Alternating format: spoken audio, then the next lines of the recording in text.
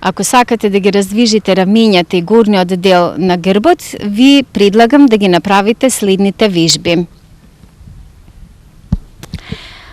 Подигнување на рамињата горе-долу. Ги криваме колку што може рамињата нагоре, па потоа ги спуштаме, ги влечеме надолу. Наизменично го повторуваме ова движење, силно кон горе, па влечеме надолу. Ова движење може да се повтори повеќе пати, бидејќи е пријатно, не ослободува од вкучанитоста во рамињата и после долго работење на маса во навидната позиција. Доволно, движења напред-назад, плешките убаво да ги протегнеме и потоа убаво да го отвориме градниот кош. Наизменично, напред-назад, во ова движење рацете се слободни надолу, силно си стегнуваме, доволно. Сега истегнување на едната рака. Прво десната рака ја подигнуваме нагоре, а левата доаѓа од долу. На тој начин се обидуваме дланките да ги фатиме една со друга.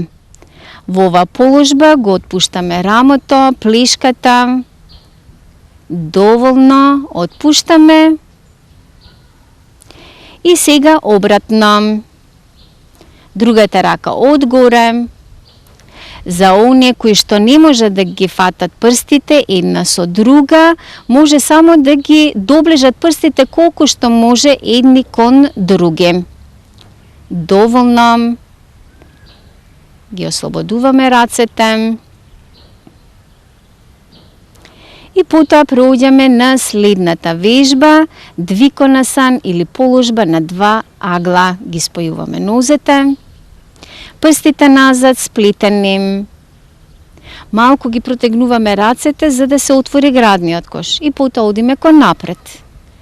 Се спуштаме колку може пониско со градниот кош надолу, лицето го влечеме кон нозете, рацете ги пуштаме над главата. Остануваме неколку секунди, потоа се подигнуваме кон горе, кон назад. Главата ја зафрламе кон назад, градниот кош се отвара. Кон напред, уште еднаш ја правиме вежбата, во која што се случува интензивно затегнување на зоната меѓу плечите, на целата задна страна на телото. Ако го одиме кон назад, убаво се активира горниот дел од грбот.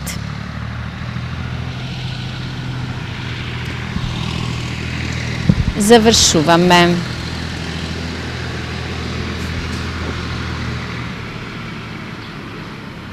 Кон назад, кон горе. Вежбата е одлична, особено за децата во развој, бидејќи им помага да го држат телото исправено и да се направат корекции на рбетот. После вежбата правиме мало отпуштање